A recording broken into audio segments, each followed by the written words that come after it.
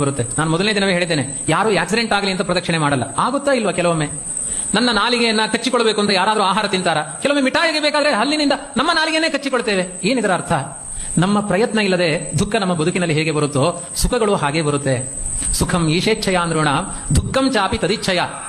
ಅದಕ್ಕೆ ವಾದಿರಾಜರು ಹೇಳ್ತಾರೆ, ಅಥೋ ದುರಂತಯ ಸ್ವಾಂತ ಚಿಂತೆಯ ಕಿಂ ಚಿದಂತಯ ಹಯಾನನಂ ದಯಾ ಸಿಂಧುಂ ಸ್ಮರ ಸ್ಮರದ ಭೀಷ್ಟದಂ.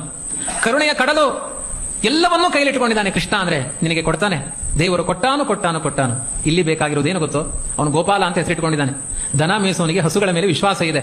ನಾವು ಧರ್ಮ ನಂಬಿದವರು, ನಾವು ಧರ್ಮದಲ್ಲಿ ವಿಶ್ವಾಸ ಇಡಬೇಕು. ಗೋಪಾಲಕನ ಮೇಲೆ ವಿಶ್ವಾಸ ಇಡಬೇಕು. ವಿಶ್ವಾಸ ಫಲದಾಯಕ. ಆಚಾರ್ಯ ಹೇಳಿದ್ದು ಏನು?